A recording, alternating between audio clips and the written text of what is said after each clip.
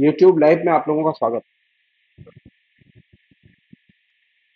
आज हम लोग बातचीत करें कि जम्मू कश्मीर में उपराज्यपाल के काम काज के नए संशोधित जो नियम जारी किए गए हैं उन नियमों का मतलब क्या है, और जम्मू कश्मीर में जो मोदी मॉडल चल रहा है उसका मतलब क्या है। आप लोग जानते हैं कि जम्मू कश्मीर में 2018 से केंद्र का शासन है, और 2018 का मतलब समझ रहे हैं आप कि अब 24 चल रहा है। नरेंद्र मोदी ने सारी संवैधानिक नैतिकता मान्यता इन सब की एक तरह से हत्या करके जम्मू कश्मीर के रीऑर्गेनाइजेशन का निर्णय लिया, और जम्मू कश्मीर का जो राज्य का दर्जा था वो राज्य का दर्जा खत्म कर दिया। दिलचस्प बात यह है कि 12 जुलाई को, इसी 12 जुलाई को केंद्र सरकार ने उपराज्यपाल के कामकाज के नियम, उसके दायरे में क्या क्या चीजें आती हैं क्या क्या चीजें नहीं आती, ये सारी चीजें व्याख्यायित करते हुए रूल्स जारी किए। और इस 12 जुलाई को ही मोदी सरकार ने एक और ऑर्डर जारी किया कि 25 जून को पूरे देश में संविधान हत्या दिवस मनाया जाए। संयोग की बात देखिए कि 12 जुलाई को ही राज्यपाल के नियम आते हैं और 12 जुलाई को ही संविधान हत्या दिवस मनाया जाए, इसका ऑर्डर आता है। और ये जो संविधान हत्या दिवस मनाया जाए, ये बात वो कर रहे हैं कांग्रेस के 1975 के शासन के दौरान जो इमरजेंसी लगाई गई उसकी। लेकिन संयोग की बात देखिए कि स्वयं नरेंद्र मोदी उपराज्यपाल के जो उन्होंने नियम बनाए हैं और प्रसारित किए हैं, वे सीधे सीधे एक तरह से राज्य को संवैधानिक तौर पर जो अधिकार प्राप्त है उनका हनन करते हैं। अब जम्मू कश्मीर राज्य नहीं है, वो केंद्र शासित क्षेत्र है। जम्मू कश्मीर को नरेंद्र मोदी राज्य मानने के लिए तैयार नहीं है। राज्य की जो श्रम प्रभु सत्ता है उसे जम्मू कश्मीर को वो देने के लिए तैयार नहीं है, और ये मेरी नजर में संविधान की सीधे सीधे हत्या है। कायदे से तो होना ही चाहिए था कि जम्मू कश्मीर के चुनाव कराओ। ये जो आदेश 30 सितंबर तक ये चुनाव हो जाने चाहिए 2024 तक, ये सुप्रीम कोर्ट ने ऑर्डर दिया था 370 धारा के संदर्भ में बात विचार करते समय। तो ये चीज ध्यान रखनी चाहिए कि सुप्रीम कोर्ट के इस आदेश का केंद्र सरकार ने किस तरह से पालन किया है। अभी हमें देखना है कि वो चुनाव होते हैं कि नहीं होते। तो जम्मू कश्मीर को राज्य की तरह तो पहले अधिकार दिए जाने चाहिए। केंद्र सरकार इस बात पर सोचे कि उसने जो ऑर्डर दिए हैं वो केंद्र शासित जम्मू कश्मीर के लिए दिए हैं। जैसे कि दिल्ली की सरकार है, इसी तरह से अब वो चाहते हैं कि जम्मू कश्मीर में सरकार रहे। दिल्ली में सरकार कैसी है? पॉपेट गवर्नमेंट, जो कुछ है वो गवर्नर करेंगे, उपराज्यपाल करेंगे। जम्मू कश्मीर में भी यही मॉडल एक्सटेंड किया गया है और लागू किया गया है। और संयोग की बात देखिए कि जम्मू कश्मीर में सबसे पहले यह मॉडल लागू किया गया, राज्य को टॉपल करके राज्य के सारे अधिकार छीन लिए गए और सब केंद्र के पास चले गए। उसकी एक एक्सरसाइज, एक अमेंडमेंट के तौर पर दिल्ली में की गई।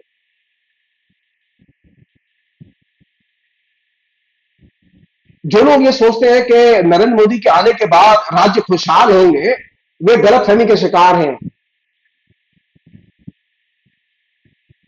नरेंद्र मोदी के साथ जो राजनीतिक दल काम कर रहे हैं, और खासकर वे दल जो कि राज्य की सरकार चला रहे हैं, वे जान लें कि उनका भविष्य अंधकार में है अगर वे नहीं समझे और नहीं सचेत हुए। क्योंकि नरेंद्र मोदी ने जो रूल्स जम्मू कश्मीर के लिए जारी किए हैं, वे जम्मू कश्मीर को राज्य का दर्जा नहीं देते। और ये मैं अंडरलाइन कर रहा हूं, राज्य का जम्मू कश्मीर को उत्तर प्रदेश के बराबर अधिकार प्राप्त नहीं है। जम्मू कश्मीर को हरियाणा के बराबर भी अधिकार प्राप्त नहीं है।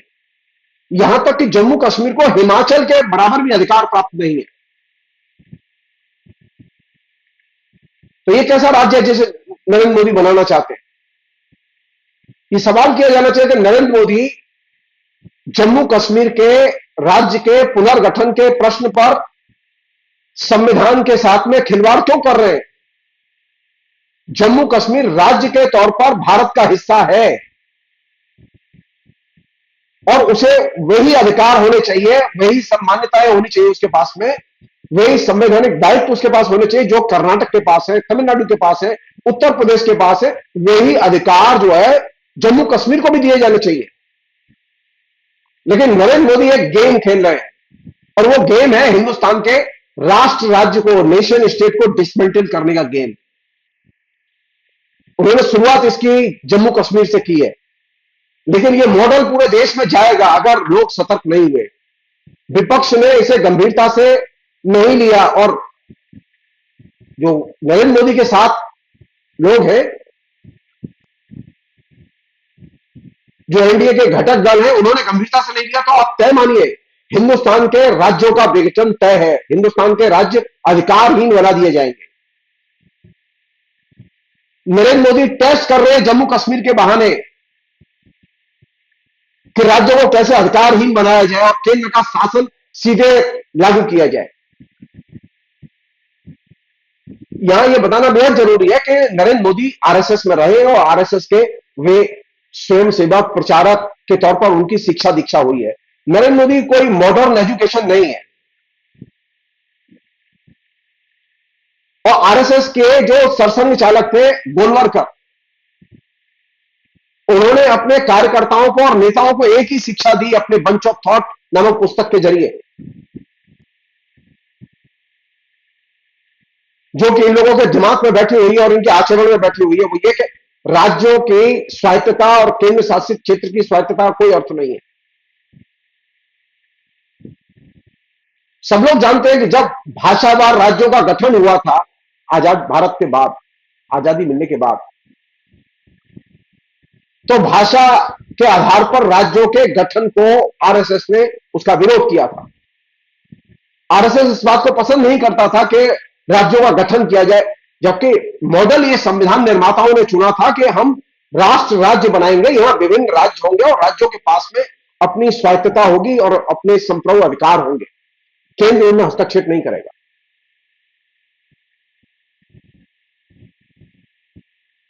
क्या नरेंद्र मोदी ये जो उन्होंने रूल्स जम्मू कश्मीर में बनाए हैं, क्या जम्मू कश्मीर आज अभी हिंदुस्तान के बाकी राज्यों की तरह एक राज्य है?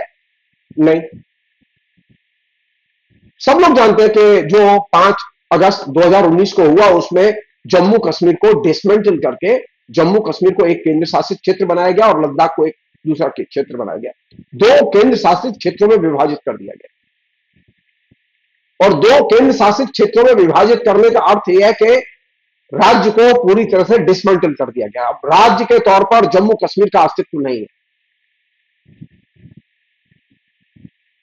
हमारा मानना यह है कि सुप्रीम कोर्ट के आदेश की स्पिरिट को कायदे से पकड़ा जाना चाहिए और इंप्लीमेंट किया जाना चाहिए कि जम्मू कश्मीर को राज्य का दर्जा दिया जाए और वैसे ही राज्य का दर्जा दिया जाए जैसे कि राज्य का दर्जा दूसरे राज्यों को हासिल है। उत्तर प्रदेश को हासिल है, हरियाणा को हासिल है, कर्नाटक को हासिल है, तमिलनाडु को हासिल है।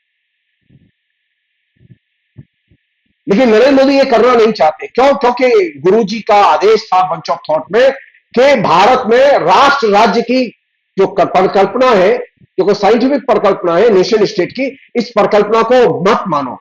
भारत सिर्फ एक है, हिंदू राष्ट्र, और यहां सिर्फ एक का शासन चलेगा, वो केंद्र का शासन। बाकी राज्यों की केंद्र शासित क्षेत्रों की कोई स्वायत्तता नहीं होगी। ये जो मॉडल था जिसे कंसीव किया था गोलवलकर ने, नरेंद्र मोदी एक्चुअल में इसी मॉडल को वे जम्मू कश्मीर पर लागू कर रहे हैं। वो 370 हटाने के बाद वो रोकने वाले नहीं है और रुके भी नहीं है। उन्होंने राज्य के चरित्र को खत्म कर दिया है और ये लोकतंत्र की हत्या ही नहीं, संविधान में जो उल्लिखित नेशन स्टेट की धारणा है उसका उल्लंघन है और उसकी हत्या है। जाहिर है जम्मू कश्मीर की जनता तो इस पर प्रतिवाद करेगी। नरेंद्र मोदी को यह गलत फहमी है कि वे जो कुछ करके जा रहे हैं वो अब हमेशा के लिए करके जा रहे हैं, वो गलतफहमी के शिकार है। नरेंद्र मोदी आज है, कल नहीं रहेंगे सरकार में, लेकिन जम्मू कश्मीर एक राज्य के तौर पर उभर के आएगा, और वैसे ही राज्य के तौर पर उभर के आएगा जैसे कि उत्तर प्रदेश है, हरियाणा है, तमिलनाडु है वगैरह। नरेंद्र मोदी को गलतफहमी है कि अब जम्मू कश्मीर राज्य कभी नहीं बनेगा।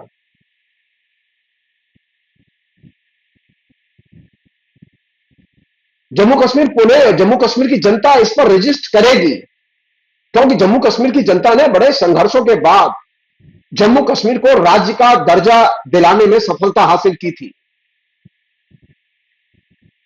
Jammu Kashmir modern nation state का हिस्सा न बने, इसे जम्मू कश्मीर के जो राजा थे वो भी यही चाहते थे, वो उनकी एक अपनी रियासत बनी रहे। तो अब वे अपनी रियासत के तौर पर रखना चाहते थे, नरेंद्र मोदी अपनी रियासत के तौर पर रखना चाहते हैं कि केंद्र का शासन चले। फर्क सिर्फ इतना है कि अब जम्मू कश्मीर के राजा नहीं है, दिल्ली के राजा हैं।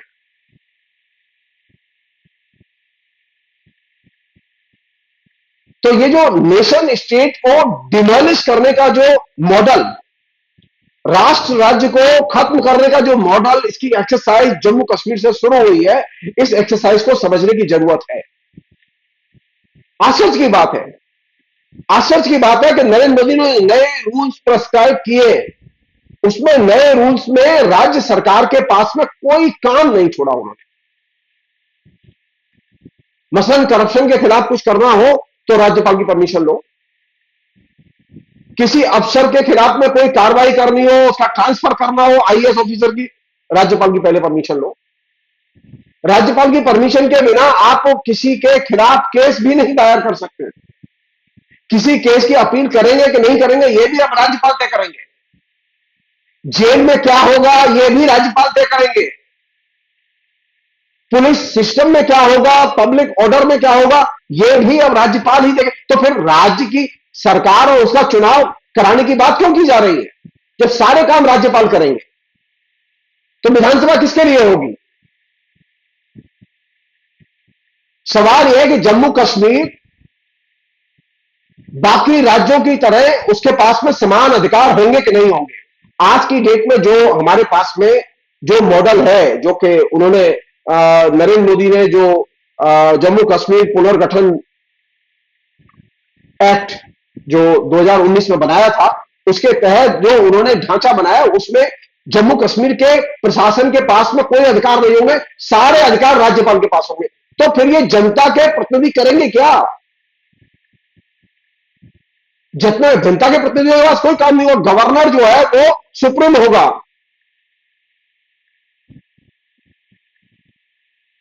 अगर गवर्नर सुप्रीम होगा तो गवर्नर का चुनाव करा के देख ले नरेंद्र मोदी। राज्य के शासन को चलाने का अधिकार केंद्र को नहीं है, बल्कि राज्य की चुनी हुई सरकार को है। और जम्मू कश्मीर की सरकार को वे सारे अधिकार दिए जाने चाहिए जो उत्तर प्रदेश की, बंगाल की, तमिलनाडु की सरकारों को हासिल है। नरेंद्र मोदी कॉन्स्टेंटली ये कोशिश कर रहे हैं जब से वो सरकार में आए। ये जेडीयू के लोग और चंद्रबाबू नायडू खासतौर पर सुने, वो भूल जाए स्पेशल पैकेज की बात। नरेंद्र मोदी खुलकर जम्मू कश्मीर के राज्य के अधिकार पर हमले कर रहे हैं, जो कॉन्स्टिट्यूशनल राइट्स है, और ये हमले वो खुलेआम कर रहे हैं। अगर इस तरह के संशोधनों को टीडीपी और जनता दल समर्थन देते हैं तो ये तो एक तरह से संविधान प्रदत्त जो अधिकार है उनकी हत्या में हाथ बटाना होगा।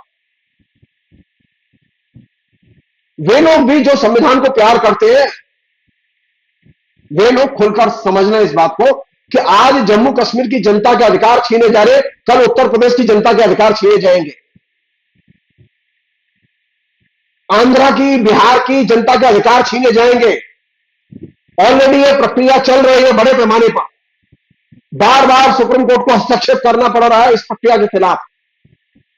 बंगाल में गवर्नर के जरिए, कर्नाटक में गवर्नर के जरिए, केरल में गवर्नर के जरिए, तमिलनाडु में गवर्नर के जरिए इलेक्टेड गवर्नमेंट के अधिकारों का हनन करने की कोशिश बार बार मोदी सरकार कर रही है, और यह एक बड़ा फिनोमिना है।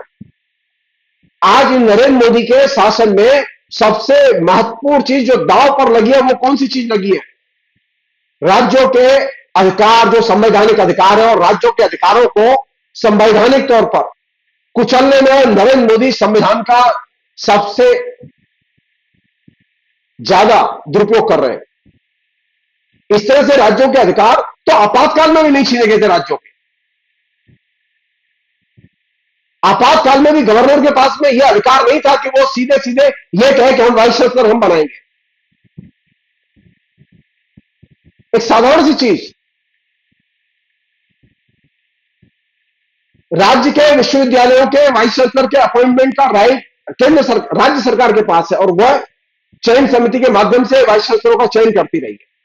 लेकिन बंगाल में तो करने नहीं दे रहे, तो अल्टीमेटली सुप्रीम कोर्ट ने हस्तक्षेप करके भूतपूर्व न्यायाधीश जो सुप्रीम कोर्ट के, उनकी अध्यक्षता में कमेटी बनाई है कि वहां निष्पक्ष ढंग से चयन समिति वाइस चांसलरों का चयन कर सके। बार बार राज्यों के असेंबली के द्वारा पास किए गए बिल 2-2, 3-3, 4-4 साल तक राज्यपाल अपने पास लटकाए रखते हैं।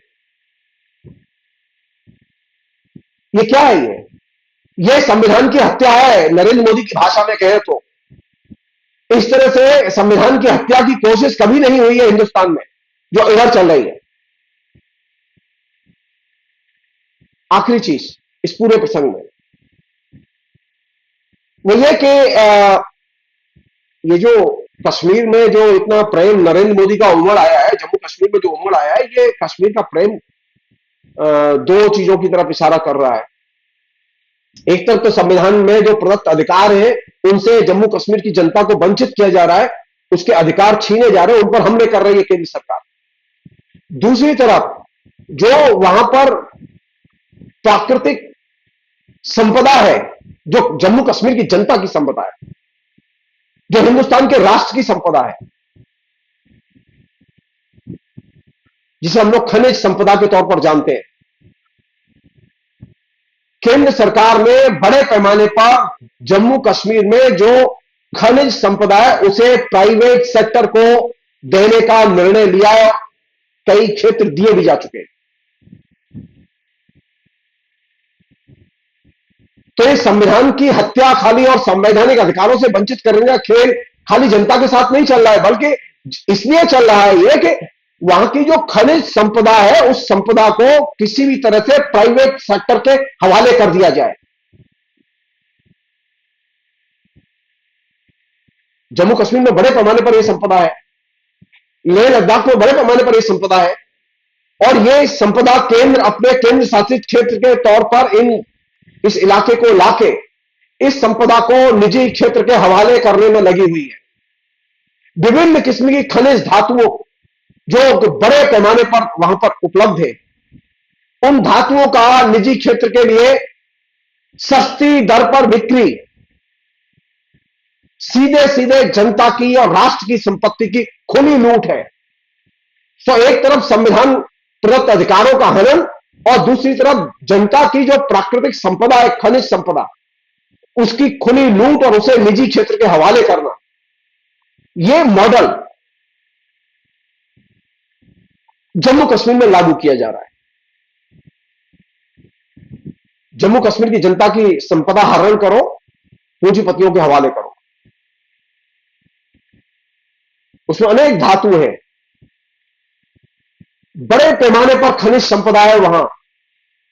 कम से कम कांग्रेस के शासन में उस संपदा का इस तरह से निजीकरण करने के बारे में नहीं सोचा गया, जो कि इस बीच में सोचा गया है और इंप्लीमेंट भी किया गया। मैं अलग से उस पर एक प्रोग्राम करूंगा। जो मैं चीज कहना चाहता हूं, प्राकृतिक खनिज संपदा जो कि राष्ट्र की संपत्ति है, जो कि राज्य की संपत्ति है, उसकी खुली लूट और उसका निजीकरण, और दूसरी तरफ जम्मू कश्मीर की जनता को उसके संवैधानिक अधिकारों से, राज्य के पहचान के अधिकार से वंचित करना। जम्मू कश्मीर को राज्य के तौर पर उत्तर प्रदेश, हरियाणा, तमिलनाडु के बराबर अधिकार न देना, यह संवैधानिक हत्या है जम्मू कश्मीर के नागरिकों की और उनके नागरिक अधिकारों की। आप सबकी जिम्मेदारी बनती है कि आप इस सबके खिलाफ में लोगों को जागृत करें, बोले, क्योंकि नरेंद्र मोदी आपकी अज्ञानता का सबसे अधिक फायदा उठा रहे हैं। वे आपकी आंखों के सामने जनता के, खासतौर पर जम्मू कश्मीर की जनता के, उसमें वहां हिंदू भी है, उसमें मुसलमान भी है, उसमें बौद्ध भी है, बड़े पैमाने में सिख भी है। तो हिंदू, मुस्लिम, सिख, बौद्ध, इन सबके अधिकारों पर जम्मू कश्मीर में, लद्दाख में खुलेआम हमले हो रहे हैं और आप चुप हैं। और आप कह रहे हैं कि नरेंद्र मोदी धार्मिक है। नहीं, धार्मिक व्यक्ति दूसरे धर्म के मानने वालों के अधिकारों पर हमले नहीं करता। जम्मू कश्मीर में बड़े पैमाने पर हिंदू भी रहते हैं, सिख भी रहते हैं, मुसलमान भी रहते हैं, बौद्ध भी रहते हैं, और इन सब के अधिकार वहां पर दांव पर लगे हुए हैं। वे नागरिक भी हैं, वे धार्मिक भी हैं। अब आप यहां से देखिए नरेंद्र मोदी के इस सो कॉल्ड राष्ट्रीय चेहरे को, वो केंद्र राज्य के अधिकारों के संदर्भ में जो संवैधानिक व्यवस्थाएं हैं, प्रचलन में हैं, उन सबका खुलेआम उल्लंघन कर रहे हैं। वे सरेआम जो राष्ट्रीय संपदाएं, जो खनिज संपदाएं हैं हमारी, जो बहुत मूल्यवान भौतिक संपदाएं, उनका निजीकरण कर रहे हैं। और ये सबसे खतरनाक चीज है और इसके खिलाफ आपको गोलबंद होना चाहिए। फिलहाल इतना ही। बहुत बहुत शुक्रिया। Thank you.